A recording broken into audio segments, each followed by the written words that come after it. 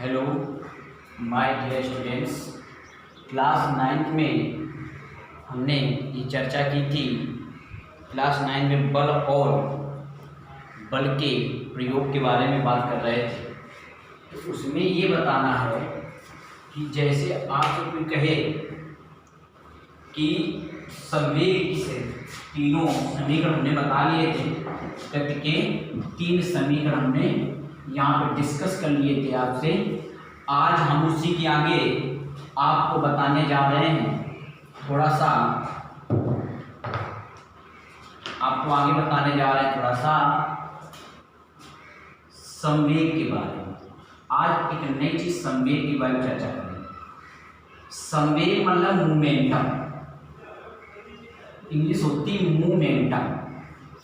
संवेग में हमें ये बताना है, जैसे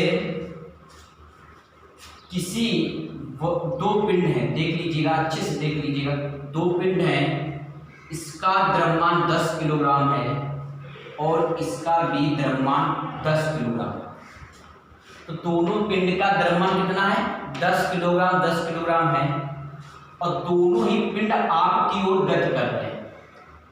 और ये पिंड गति कर रहा है 5 मीटर प्रति सेकेंड से और यह पिंड गति कर रहा है 10 मीटर प्रति सेकेंड से। तो अब आप लोग ये बताइएगा, इन पिंडों को रोकने के लिए किस वाले पिंड पर ज्यादा बल लगेगा?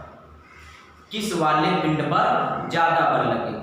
तो इसके लिए आप यही बताओगे कि सर इस पे ज्यादा बल लगेगा, क्योंकि तेजी से आ रहा है। दोनों के पिंड के द्रव्यमान बराबर हैं, तो जिसका वेग ज्यादा होगा तो उसको रोकने के लिए ज्यादा बल लगेगा और जिसका वेग कम होगा तो उसको रोकने के लिए कम बल लगेगा।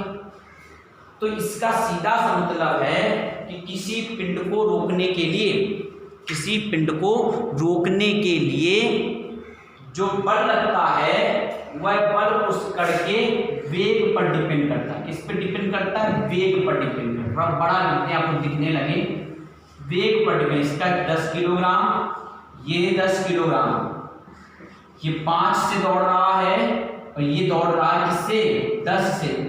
तो कहने का तात्पर्य ये है कि किसी पिंड को रोकने के लिए उसके वेग पर डिपेंड करता है। जिसका वेग ज्यादा होगा तो उसको ज्यादा बल लगे, जिसका वेग कम होगा उसको कम बल लगे। इसका दूसरा पहलू देखें तो ये पता चलता है, जैसे किसी पिंड का द्रव्यमान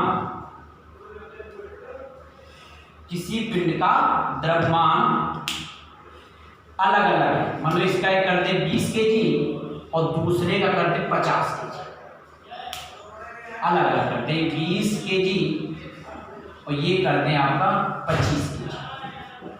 अब दोनों एक ही वेग से आ रहे हैं लेकिन अलग अलग पिंड के द्रव्यमान और एक ही वेग से आ रहे हैं, तो फिर अब बताओ किसमें बल ज्यादा लगेगा?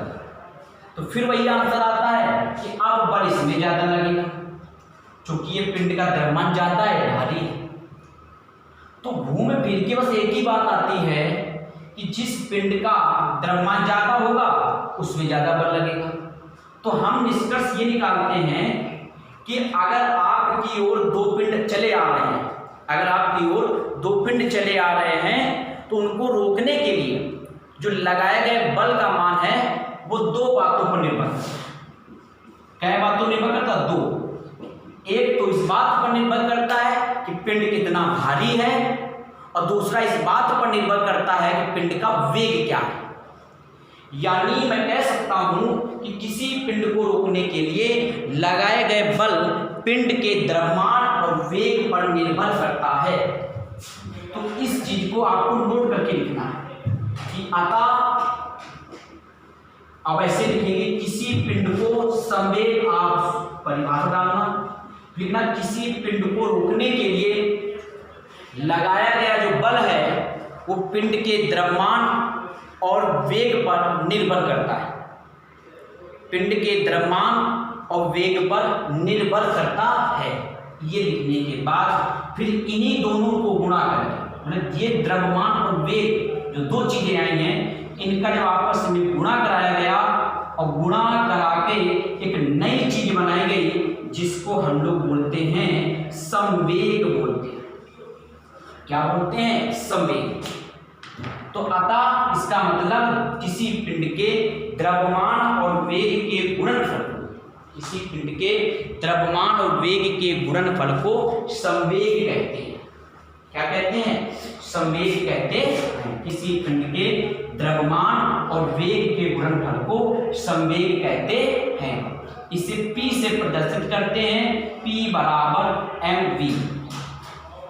तो परिभाषा लिख लेना, किसी पिंड के द्रव्यमान तथा वेग के गुणनफल को संवेग कहते हैं। संवेग बराबर द्रव्यमान गुणा वेग, P बराबर m इंटू वी।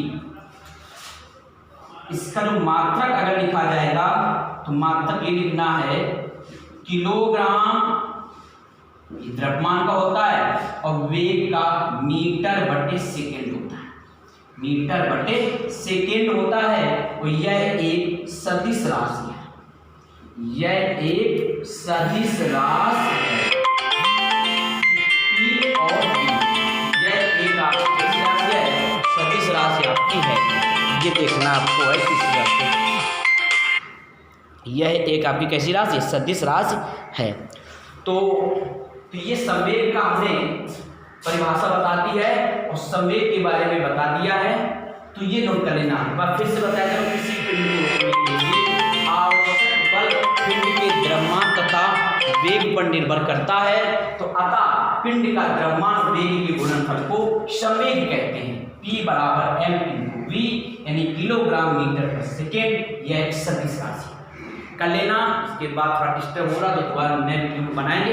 इस संवेग की परिभाषा में बताती है, इसको नोट कर लेना। ठीक है।